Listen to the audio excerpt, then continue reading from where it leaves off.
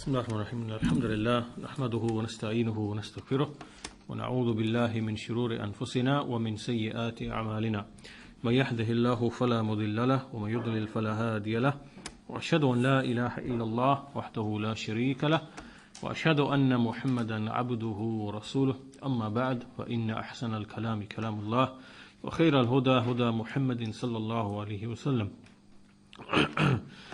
وإن شر الأمور محدثاتها وكل محدثة بدعة وكل بدعة ضلالة وكل ضلالة في النار. So in the last lesson that we had, we looked at the statement of Imam al-Tahawi rahimahullah regarding belief in the angels which are the scribes. وَنُؤْمِنُ بِالْكِرَامِ الْكَاتِبِينَ فَإِنَّ اللَّهَ قَدْ جَعَلَهُمْ عَلَيْنَا حَافِظِينَ. We believe in those noble angels which write, which are the scribes, for indeed Allah has made them as hafidhin, meaning those who preserve and record that which we do. So we looked at, in the previous lesson, we looked at the commentary of Shaykh Saalih al-Fawzaan and Shaykh Zayd al-Madkhali. So we're going to complete the discussion today, inshallah ta'ala, from the commentary of Shaykh Saalih Aall Ash-shyakh. And so he says, we believe, وَنُؤْمِنُ, meaning نُصَدِّقُ وَنَعْتَقِدُ, meaning that we affirm our belief in, and we believe with i'tiqad in the presence of these angels, these noble angels, just like Allah subhanahu wa ta'ala has informed us about them. And these are angels that Allah has ennobled. He has given them honor and a position, and with different types of takreem, with different types of honoring. They are appointed to stay by the son of Adam, to write his actions, and everything that emanates from him, of speech or action. So these are the angels that are with us. They are called the writing angels, al-kataba, meaning those who write. And Allah subhanahu wa ta'ala has informed us about them, as has the Prophet sallallahu alaihi wasallam. So we believe in them, we have our faith in them. Now these angels which are mentioned here, this is a branch of the angels in general, because from the pillars of Iman is to believe in the angels. This is a generalized belief. And so these specific angels that al-Tahawi here has mentioned specifically, this is a fara'. It is a branch of the belief in angels in general. It follows on from the pillar of belief in the angels. Now, earlier in these lessons, we explained in the very early lessons that when we look at each of the pillars of Iman, belief in Allah, belief in the angels, the books, the messengers, there's a basic element of belief. There's the basic amount of belief which a person must have in order for that belief in that pillar to be valid. Right? There's a basic amount of belief. And there are two levels to it. First of all, a person must have a general belief. This is a general belief. So for example, we believe that the angels exist. There are creatures known as angels, they exist. And that Allah subhanahu wa ta'ala has given them certain tasks and functions, and from them are those that bring revelation. Jibreel alayhi salam, for example. So there's a basic element of belief that a person must have in order for his belief in the angels to be valid. And then after this, a person has what we call an iman which is mutlaq. It's something that's open and unrestricted. So for example, we might not know everything that has come in the Sunnah about the angels. There might be many things that we don't know about the angels, but we know that there are details and there's information about them in the Sunnah.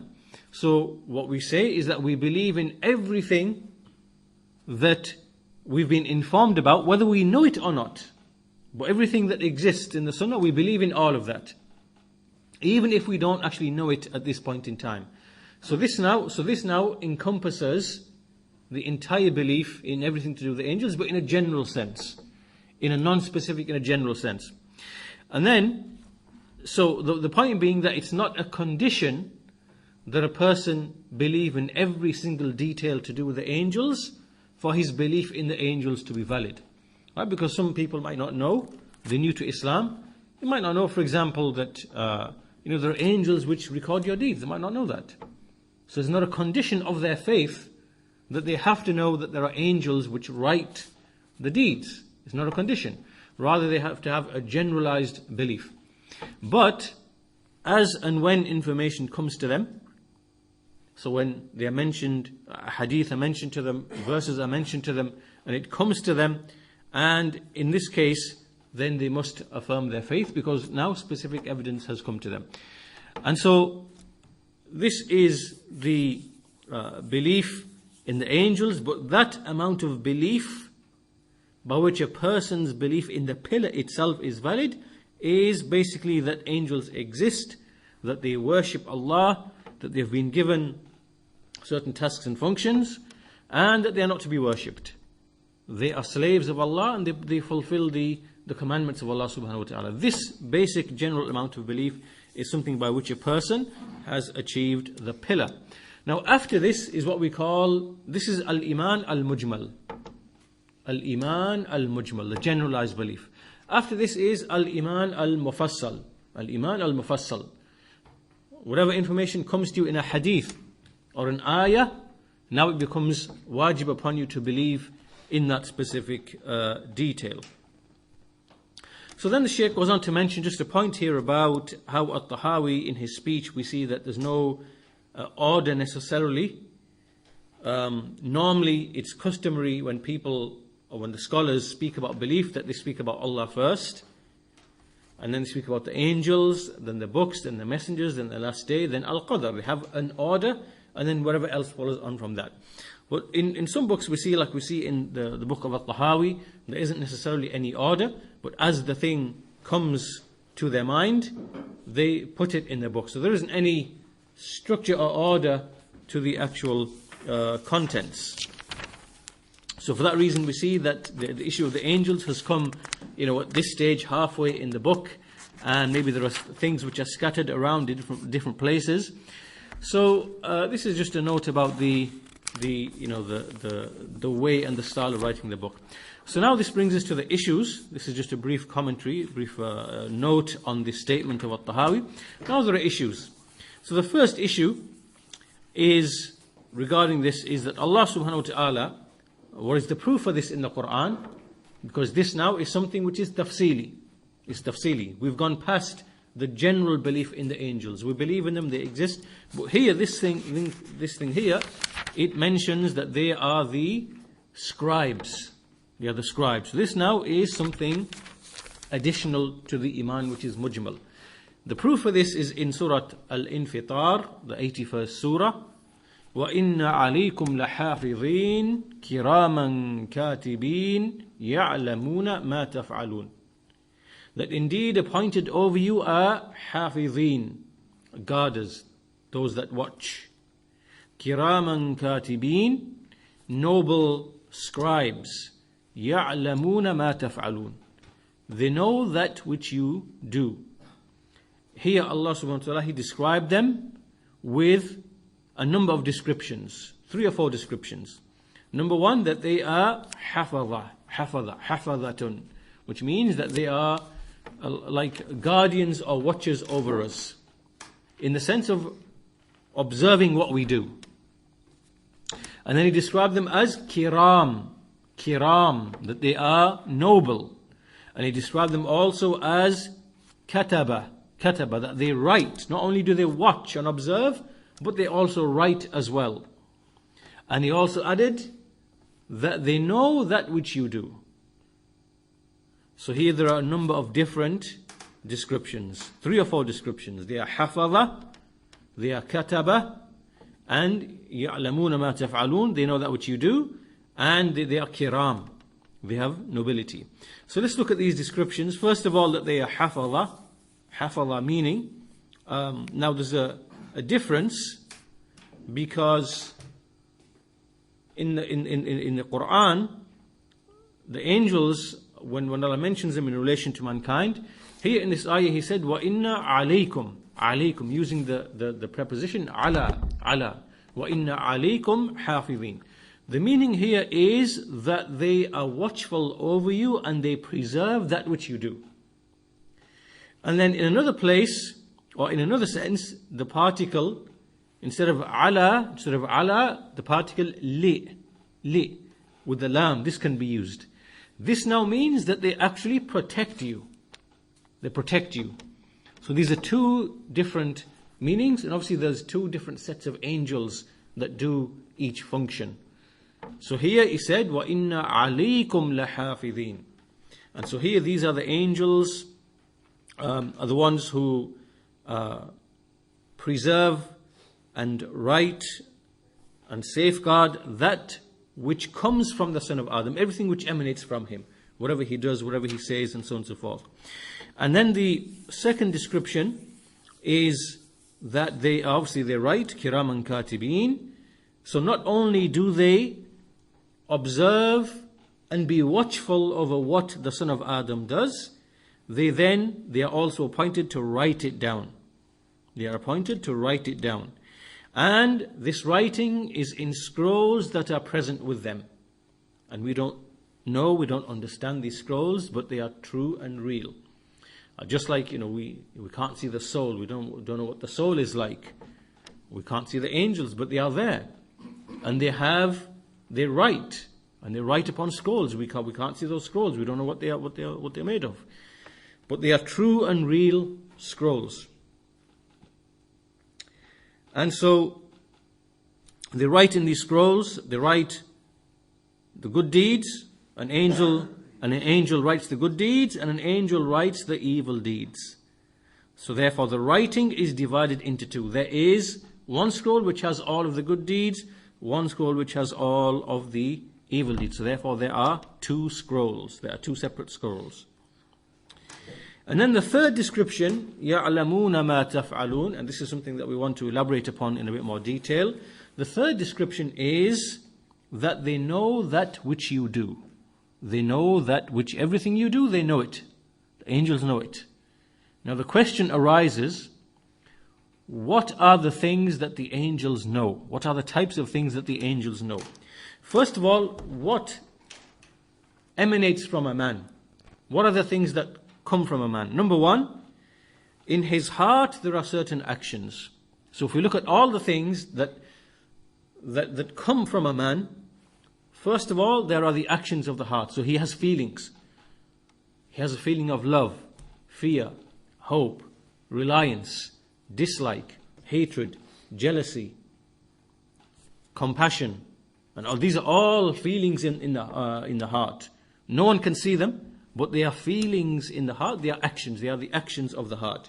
So this is one thing that emanates from the son of Adam. The second thing is what comes from his tongue, whatever he speaks. And this would include the physical movement of the tongue in actual speech, but also sometimes when a person is thinking about what he is going to speak. Because remember, the tongue makes the speech, the tongue expresses the meanings, that a person wants to express. And sometimes a person might want to say something, but the tongue hasn't moved yet. The tongue hasn't moved yet. So, this includes the tongue when it moves, and likewise that which causes the tongue to move. Right? Because remember, it's not the tongue speaks and expresses the words, but there's something behind the tongue from where the meanings and the words come. Right? So all of that emanates from a person. And then the third thing is whatever he does, obviously, with the limbs, with the hands. So which are the limbs? The limbs are the hands and the feet and the private parts and the tongue. These are the limbs by which a person acts. His hands, and likewise obviously his eyes and his ears and his nose, those things with which he performs actions. All of these are his organs and his limbs, and they act. So all of this is known by the angels. All of this is known by the angels. And the question now is is all of this written down? Is all of this written down? And that which is apparent from the Quran and from the verse, from this verse that we looked at in Surah Al-Infitar, that all of this is actually written down.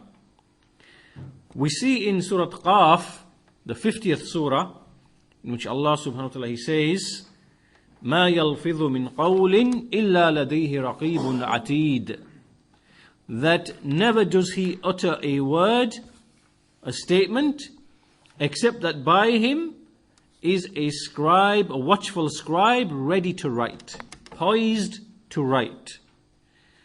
And so, as soon as he expresses something, the angel will write. Now this verse in Surah Qaf is speaking specifically about speech. This verse is about speech. But the ayah in Surah Al-Infitar is more general. It covers all of the three types of things that we mentioned earlier. The actions of the heart, the statements of the tongue, and the actions of the limbs. It writes all of these things together. And likewise, when we look at the actions of the heart, there are certain actions of the heart which are obligatory. Like for example, there are outward actions which are wajib. The prayer, for example. The zakah, for example. Hajj, for example. So these are obviously things which are written down. But likewise, there are actions of the heart which are also obligatory. To have ikhlas, to be sincere, is something which is wajib. It is something which is wajib. To be, pure in one's intention, in the niyyah, is wajib. To have tawakkul upon Allah is wajib. To have hope in Allah is wajib. To fear Allah, to love Allah and His Messenger is wajib. All of these are actions which are wajib. And so obviously if they are wajib and a person is accountable for them, then they have to be recorded. They have to be recorded, and so therefore, in fact they are from the greatest of actions, the greatest of the obligatory deeds. So these affairs are written down. Whatever feeling you have, emotion, whatever takes place in the heart, these affairs are written down.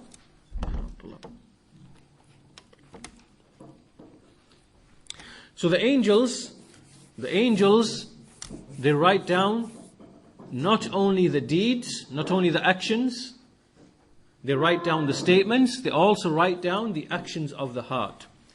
So the reliance you made upon Allah, the love of Allah which is present in your heart and which moves, the fear of Allah, the hope in Allah, and all of the various other actions, the love for the sake of Allah and the hate for the sake of Allah, these are all actions of the heart. The angels write them down. The angels write them down.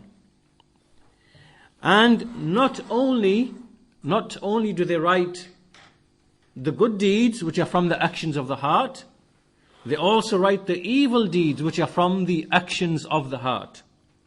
So what are the evil deeds? For example, or the things which a person, things which pass through his mind. So for example, there are certain steps that come before a person does an evil deed. There are certain steps before a person commits an evil deed. The first thing is what we call ham. Ham in Arabic means when a person starts thinking. There's a process in his mind where he's thinking. It's passing through his mind. Likewise, there is irada.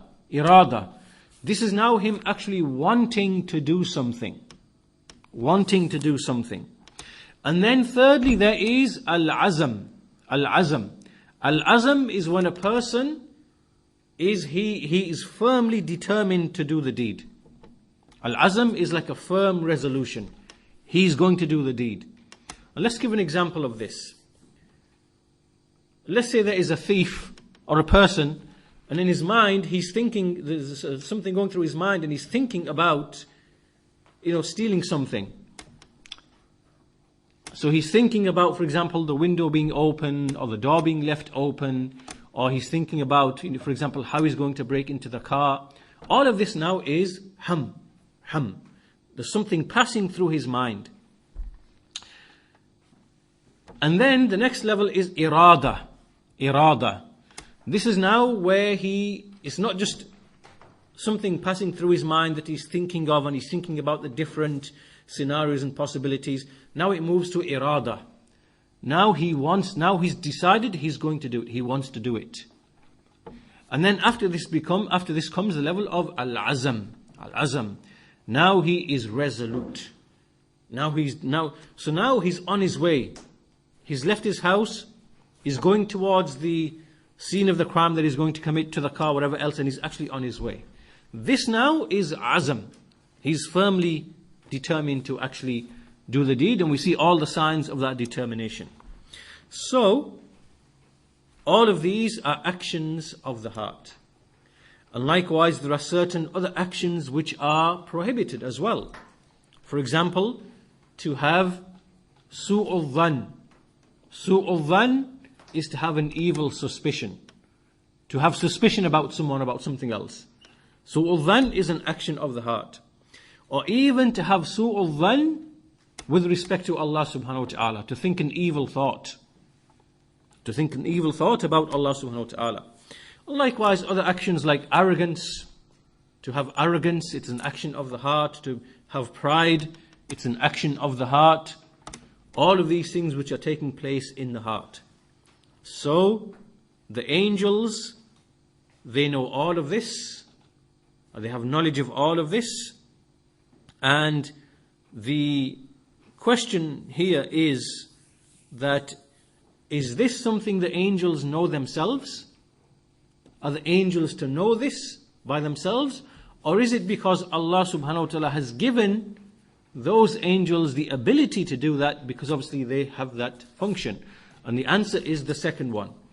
The answer is that Allah has given these specific angels who are responsible for preserving everything a person does and recording everything a person does. They have been given this specific unique ability.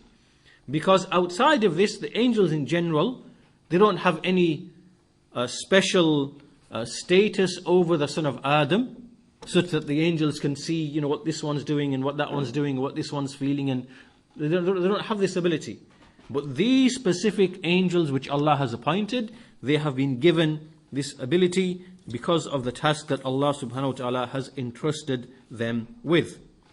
So the heart, just like a person will be held accountable for everything he did and everything he said, and this will be in his scrolls, it will be written in his scrolls, likewise the actions he felt in his heart, all of that will be in the scrolls as well.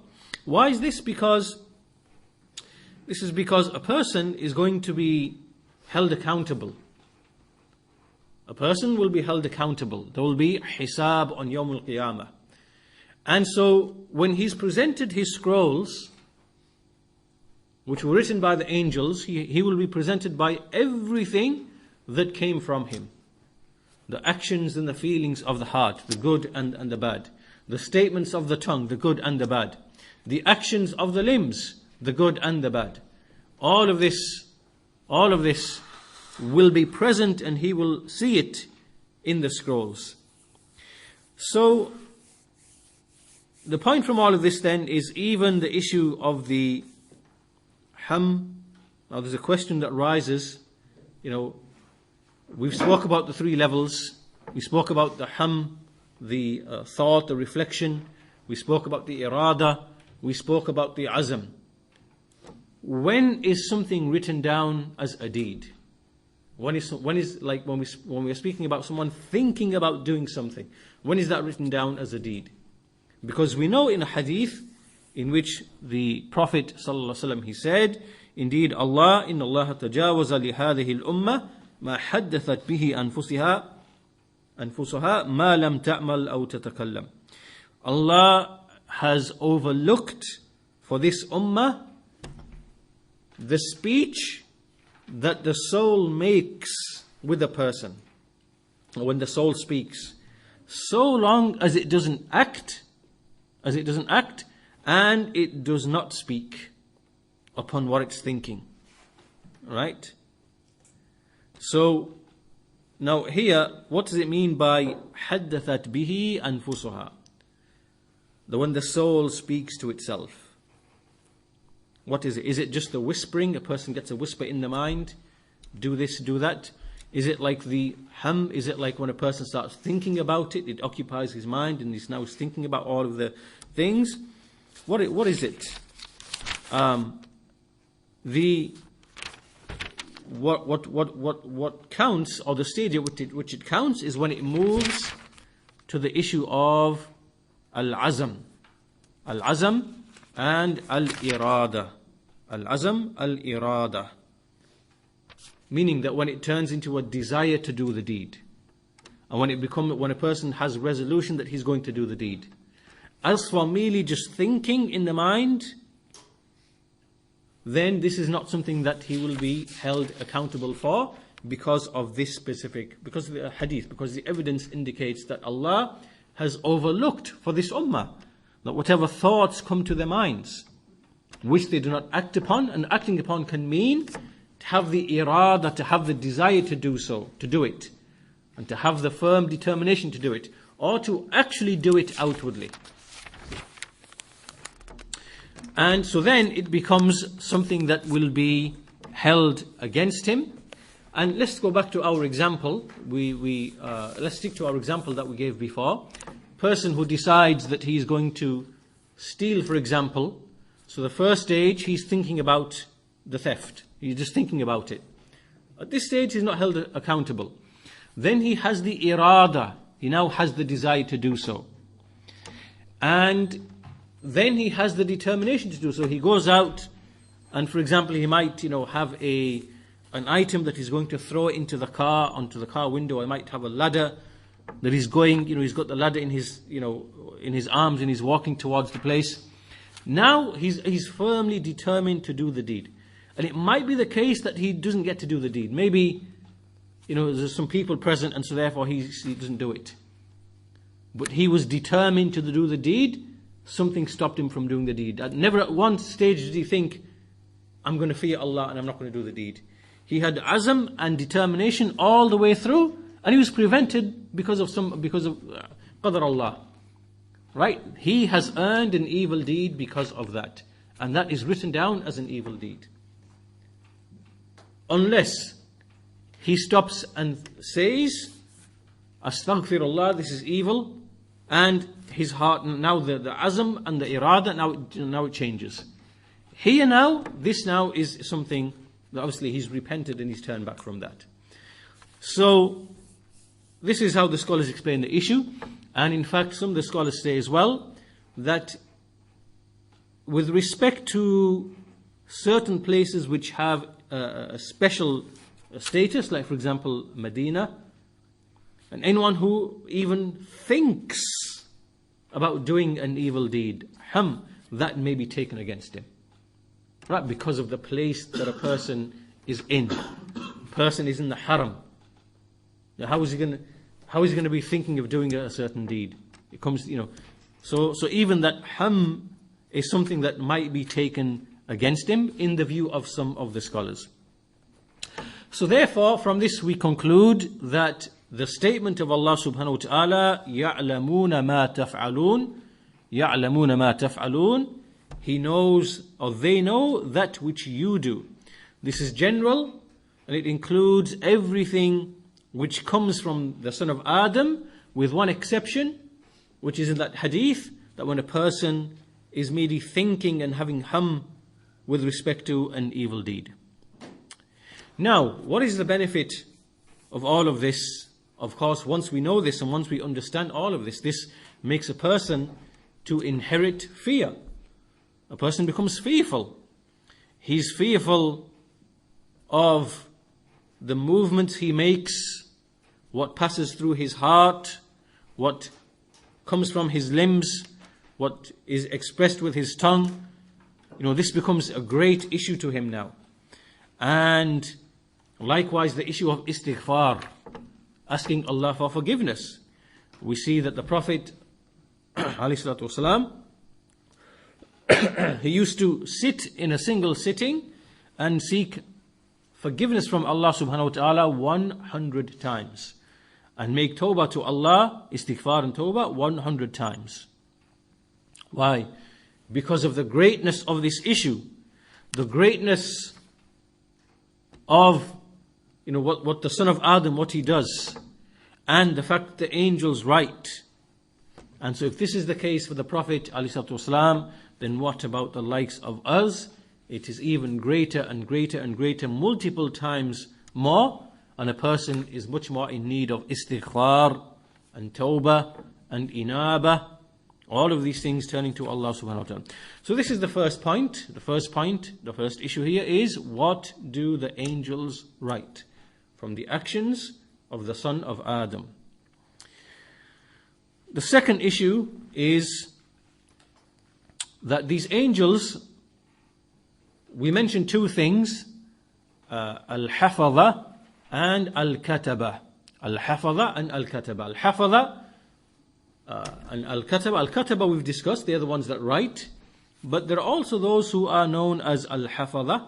There are two functions. One is writing. One is in the sense of protecting. One is in the sense of protecting. And some of the scholars, they say that there are two which write. They're on the left and on the right.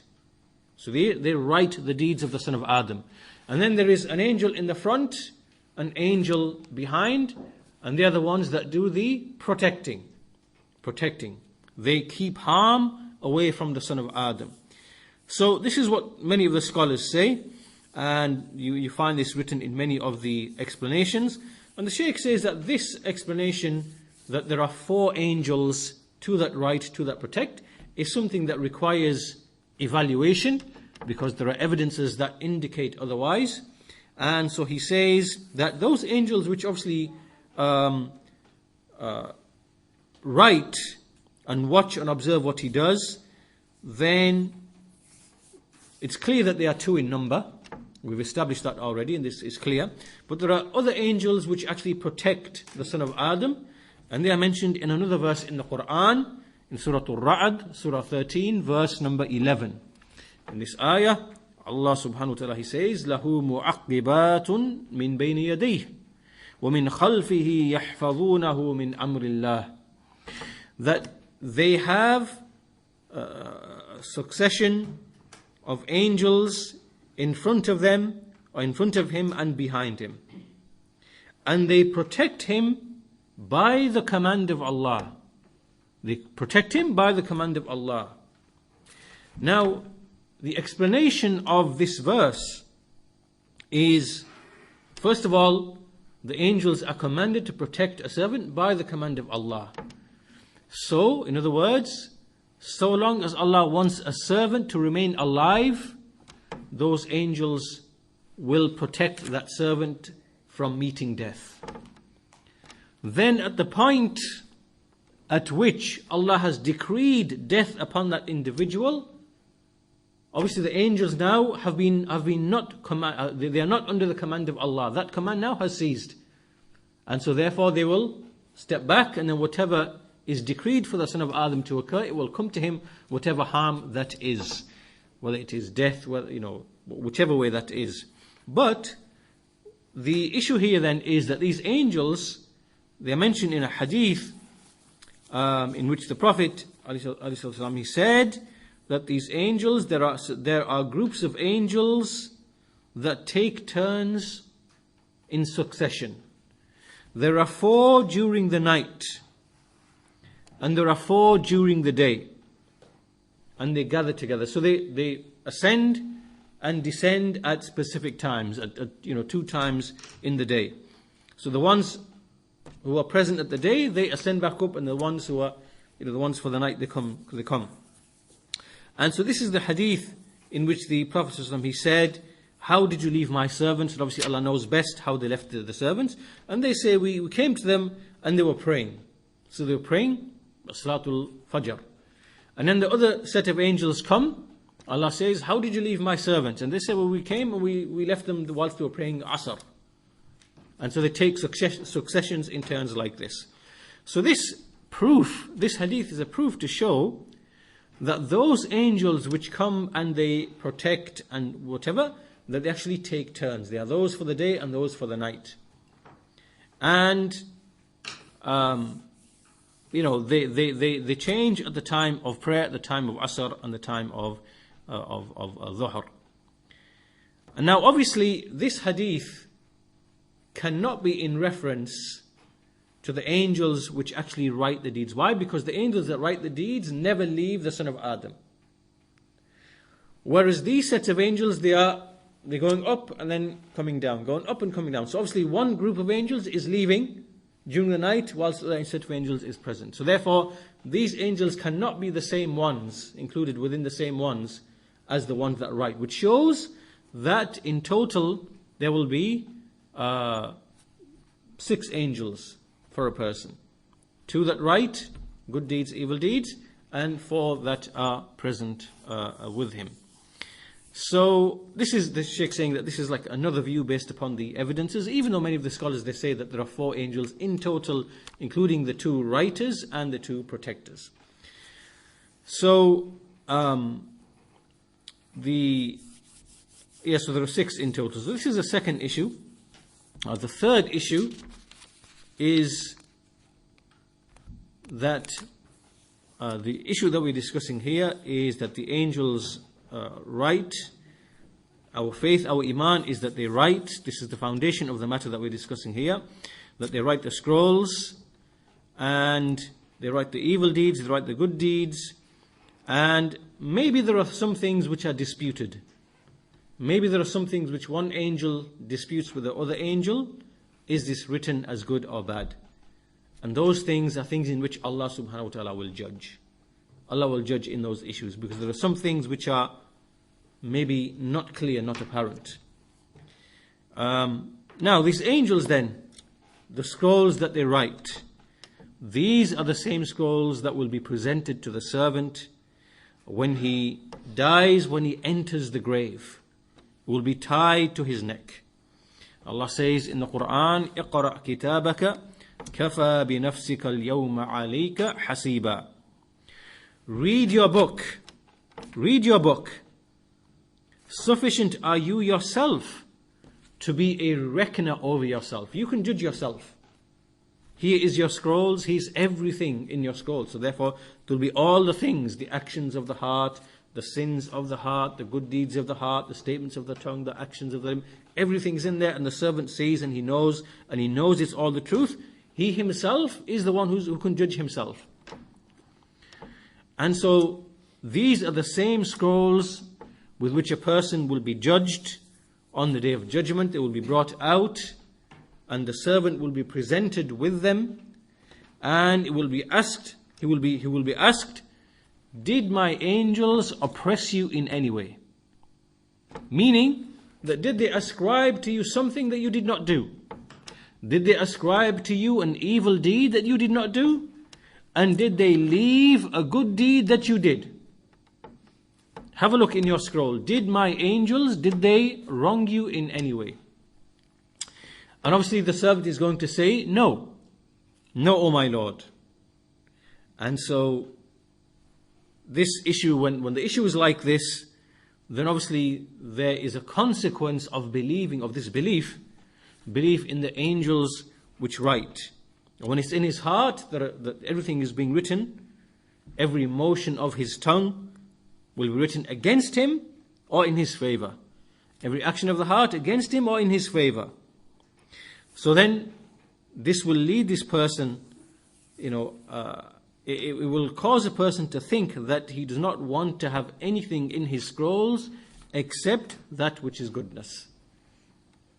In other words, what is the fruit and the consequence of this belief? It is that he does not, that he works and acts in a way that he wants to ensure that there is nothing in his scrolls. When the scrolls come to him on Yawm al-Qiyamah, there is nothing except goodness. This is the fruit and the consequence of this belief. He does not want anything of evil in his scrolls.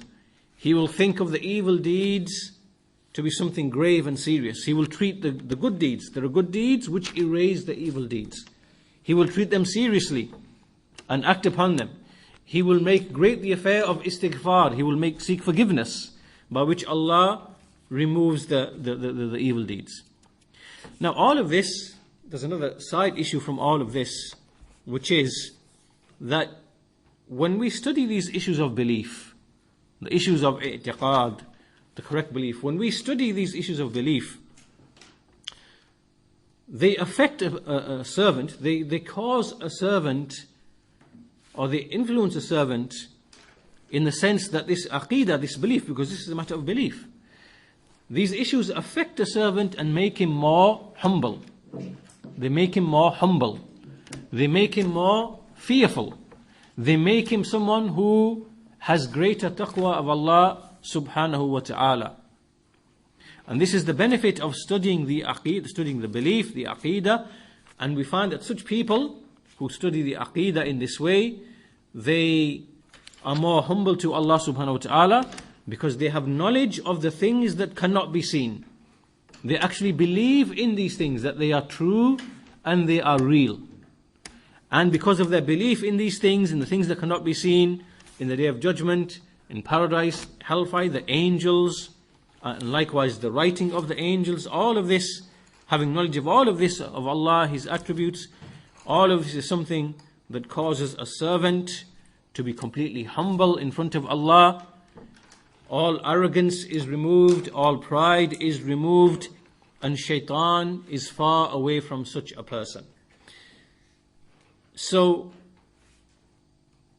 the point from all of this is that the aqeedah, the correct creed, the correct belief, it purifies and rectifies the heart. And when the heart is rectified, it rectifies the actions.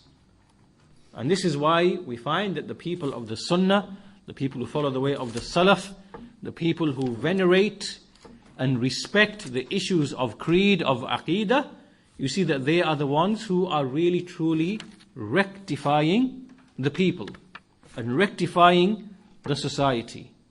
And it's strange and amazing, you see, that when we learn about the Prophet ﷺ, that despite all of the harms and oppositions and oppression and mockery and all the things that were done to him by the Quraysh, by the leaders of the Quraysh, they called him a liar, magician, soothsayer, fortune teller, mad, possessed.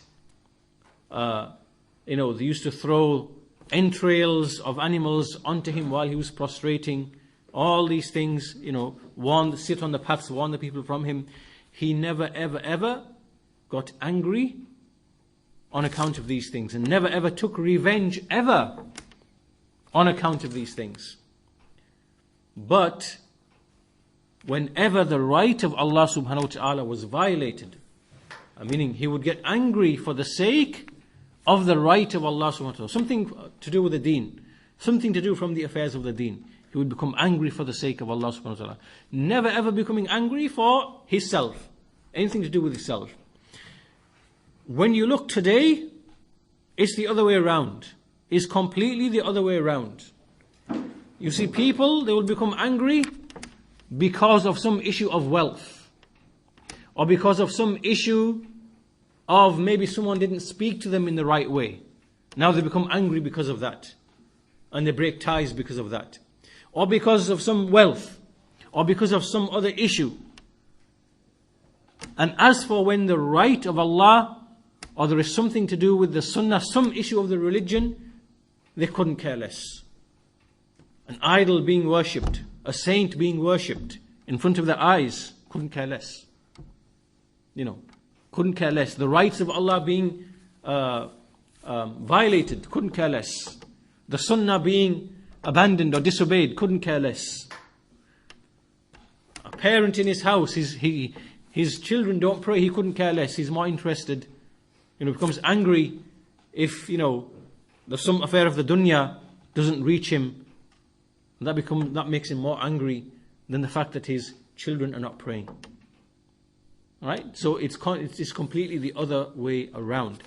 So the point being from this is that we speak about these things, we speak about our belief in the angels, in paradise, in hellfire, in the scales that will weigh the deeds, in the scales that will weigh the deeds, the bridge over the hellfire. Why? Because these are true, real things. They are true and real things which affect a person's faith. They affect a person's iman. And there are some people also, there are people who actually deny and reject these things. From the Mu'tazila, for example, the Mu'tazila, they say we don't believe in the scales. It doesn't make sense.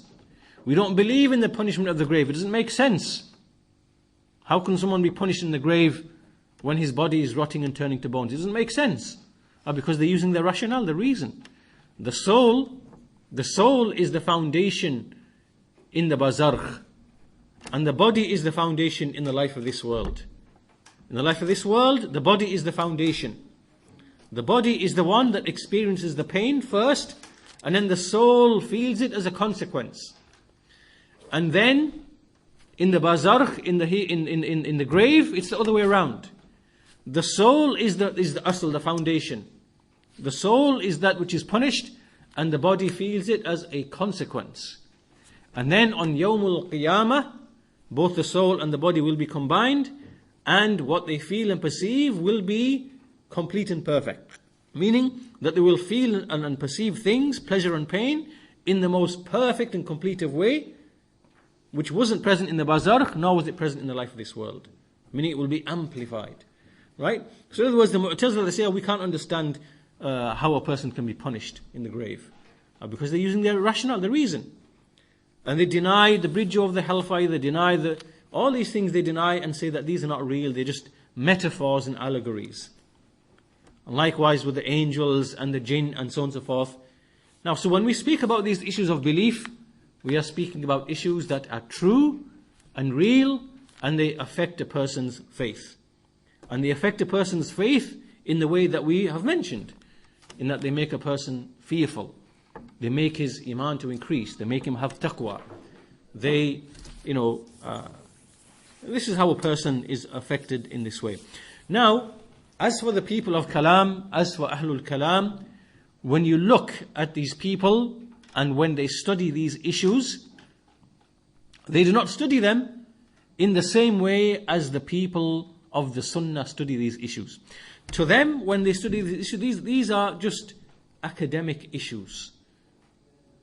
They are things that you discuss from a theoretical point of view. You just discuss them, and it's not something that really truly affects you and your faith. They believe in things not because the Quran and the Sunnah has brought information about these things. They believe in them because their reason and rationale has proven these things to them. Right? So for example, why is Allah hearing and seeing and speaking? Why? It's because our reason proved to us that Allah is like this. Resurrection, our evidence of reason, we've got a rational proof that resurrection is going to take place. Not that Allah informed us about it. Right? What counts is the fact that we have proven it by way of rationale and reason. Right? So these people, when they study these issues of belief, of resurrection, paradise, hellfire, Allah's names, Allah's attributes, these are all things which to them are rational things. They are things that we can prove rationally. They're not studying these things from the point of view of, Allah informed us about them and they affect a person's iman in a real and true way. And that is the difference between those who are affected by the approach of kalam, ilmul kalam, and the approach of those who turn to the book and the sunnah and make that the foundation of their knowledge. And the Shaykh mentions here a point that for that reason you'll find that those whose hearts are the softest are the people of the sunnah, and the most humblest, they are the people of the sunnah. And those people who have hard hearts and the lack of worship and lack of humility, and they have arrogance with them, are generally the people who are the people of kalam and falsafa and, philosophy, these types of people.